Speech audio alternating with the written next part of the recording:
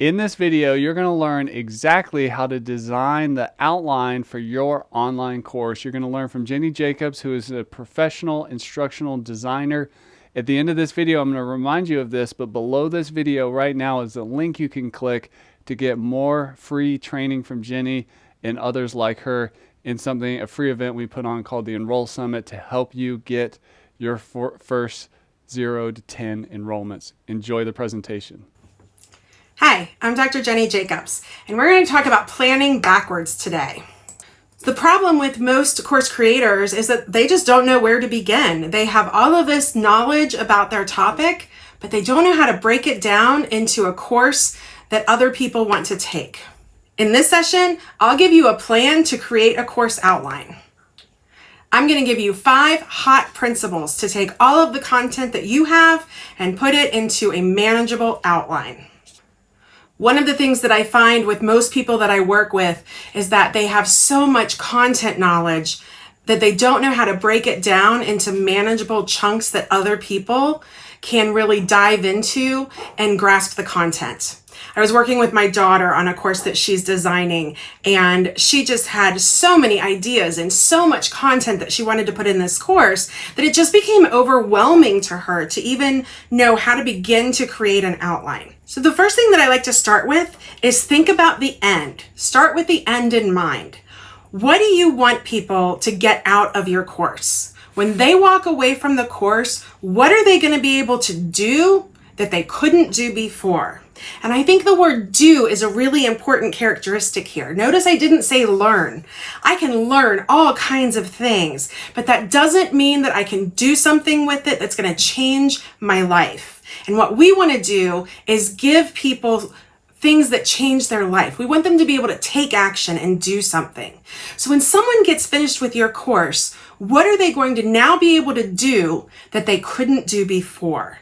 That becomes your goal or your objective, and that's going to guide everything about this course planning process. Once you've got your objective, a lot of people want to start adding their content right away.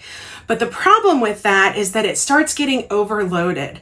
So when my daughter and I sat down to do that course that I talked about, she wanted to have a course that was maybe 3 or 4 hours in total length. But when I looked at the amount of content she had, this was a 20 or 30 hour course because she had so many things that she wanted them to know and so many principles that were important. In order to narrow down your content, you have to start with how will you know they got it? So you've got this objective, you've got what you want them to be able to do after your course. How will you know that they actually got it and they're going to be able to go out and do it? So you're going to think about the assessments and the activities within your course that are going to let them practice these new things that you're teaching. So we're going to design the assessments and the activities first. Now, I know that sounds crazy. I worked in a university for years, and I can't tell you, professor after professor would come to me with their course, and they had a textbook in one hand, and they had a course schedule in the other that matched the textbook, and they wanted me to plan their course for them. Well, what happens is that you end up with a lot of content knowledge that doesn't really need to be there. So we want to have the least amount of knowledge that it takes to meet our course objective. So if we start off with the assessment, we now understand exactly what we need to teach in order to get to that end point. For instance, if I want to teach you how to make a peanut butter and jelly sandwich, there are so many things that I could go into. I could talk about how to choose the best bread. I could talk about how peanut butter is made, how jelly is made. But really, in order to make a peanut butter and jelly sandwich, I just need to know the steps involved to make that sandwich. If I get interested enough and I want to learn more about how to choose the best peanut butter or choose the best bread, that can be an advanced course that I choose to take later. But it doesn't need to be in my initial course content. So now that you have your objectives and you have your activities and your assessments designed, now you can think about, in order to meet these objectives and for students to be able to successfully complete those activities, what are the big ideas that I need to have? We call this chunking your content. Chunking your content is a really important instructional design tool for our working memory. Right? So you can think of your working memory as sort of a coffee table that's full of photos, right? There's only so much space on that coffee table. If you keep adding photographs to the top of the coffee table, eventually they're going to spill over and you're not going to have access to the photos that you really wanted for this particular photo album. The more photos that we lay on top of that coffee table, the harder it is to find the specific photo that we need. So we want to chunk the content, right? If we took those photos and we put them into organized piles, so one pile maybe had holidays, another pile had birthdays, another pile had vacations, now it becomes much simpler to find what we're looking for. And that's what we want to do with our content. We want to put our content into chunks. So we've got these objectives. In order to meet objective number 1, what are the big chunks of information that students will need to know about? We're just talking big ideas here, okay? Big topics. Once you get those chunks, you want to put them into a format where you can see them. Now, some people like to do it with Post-it notes. They'll have a Post-it note on the wall with each chunk of content written on a Post-it note. I like to do this in PowerPoint.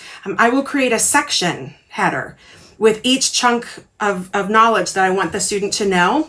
And then that sets up an outline of sorts for me. Once you have those chunks of topics, now you want to start adding your content and filling in the gaps. So if you're using Post-it notes, you're going to write each little content idea on a Post-it note and stick it under the appropriate topic. If you're using PowerPoint like I am, you're going to create a slide under each section heading for each piece of content that you want to add to that area.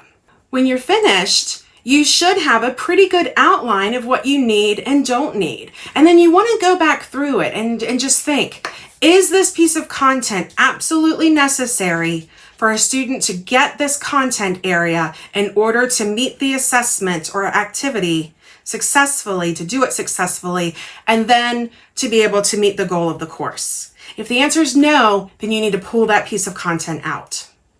Now that you've got all of your content, you want to choose a delivery style.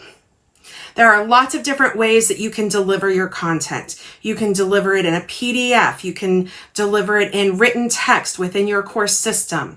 You can do a video. You can do a podcast. There are lots of opportunities. You can do some interactive kinds of things. You can do a choose your own adventure scenario where they're branching out and learning things through an experience. So there are lots of ways to teach your content. What we want to stay away from when we're choosing a delivery method is choosing something just because we're trying to adhere to different learning styles. Right? So learning styles are a myth. You may have a preference of how you like to learn. I like to read. My husband would rather hear something via audio. He'd rather somebody talk to him. We do have preferences. However, the way that we learn material best is in the way that that material is presented best. So if I'm learning to play a musical instrument, reading about it isn't going to do me any good. I actually need to practice playing that musical instrument. I need to learn the keystrokes that are involved in playing that instrument. So I need more of a kinesthetic approach.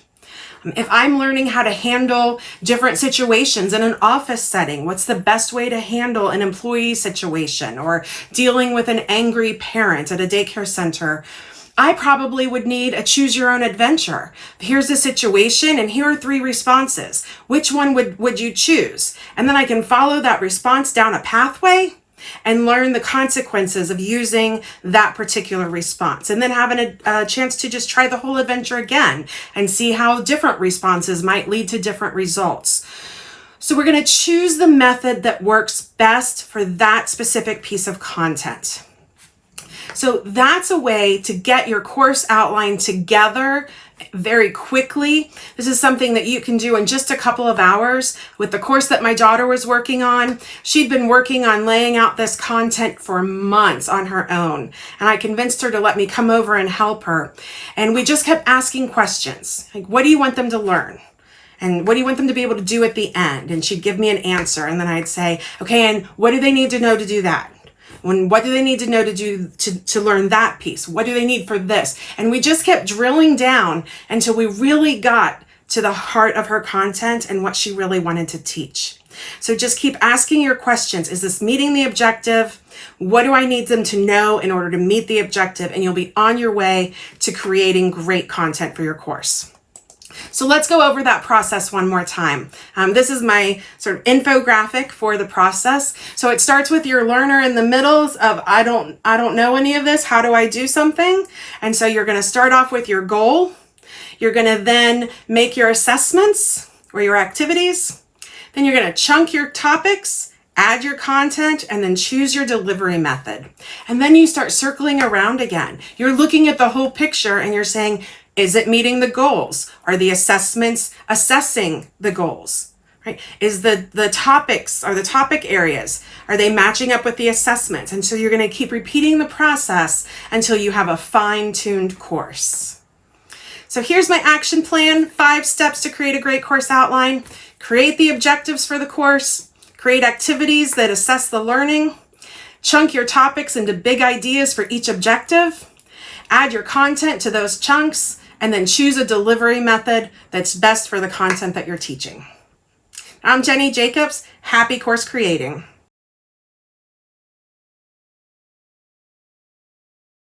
If you like that video, go ahead and click the link below this video to enroll in the Enroll Summit for free, which has other free trainings by Jenny and other great people to help you get your first enrollments in your course or your membership site. We'll see you in the summit.